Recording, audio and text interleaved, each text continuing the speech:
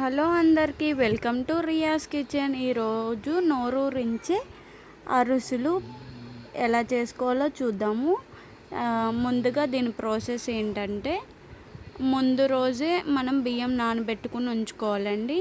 ఏ రోజైతే మనం అరుసులు చేస్తున్నామో ఆ రోజుకి మనం బియ్యాన్ని ఆడించుకుని పెట్టుకోవాలండి. బియ్యం ఎప్పుడు తడిగా ఉండాలి, అంటే తడిపిండి ఉండాలి, పొడిబారిపోకూడదండి, పొడిగా అయిపోకూడదు. అప్పుడైతేనే పర్ఫెక్ట్గా కరెక్ట్గా అరిసెలు వస్తాయి. ఇంకా ఇప్పుడు మనమైతే ఒక డేక్షా పెట్టేసుకుని దాంట్లోకి బెల్లాన్ని కరగబెట్టేసుకుందామండి. కరగబెట్టేసుకుని పాకం వచ్చేంత వరకు మనం దాన్ని తిప్పుకుంటూ ఉందామండి. ఈ లోపల పక్కన కొంచెం కొబ్బరి వేసుకుందాము. కొబ్బరిని ఫ్రై చేసుకుందామండి. కొంచెం గీ వేసి దాంట్లోకి కొబ్బరి వేసి ఫ్రై చేస్తున్నానండి.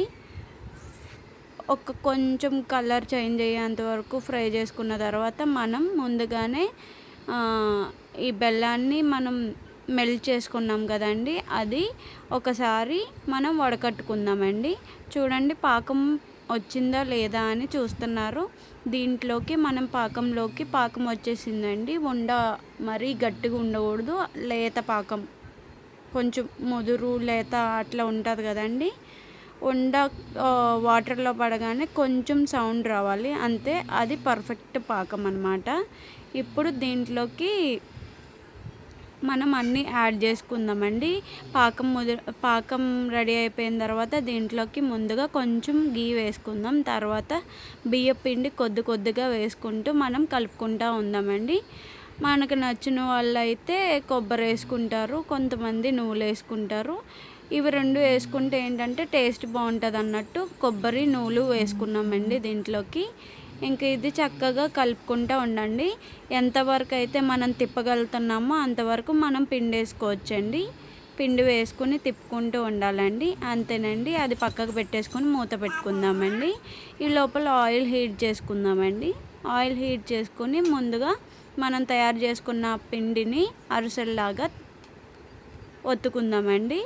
అరిసెల్లాగా చేసుకున్న తర్వాత ఆయిల్ హీట్ అయిపోయిన తర్వాత దాంట్లోకి వేసేసుకొని చక్కగా కొంచెం గోల్డెన్ కలర్లోకి వచ్చేంత వరకు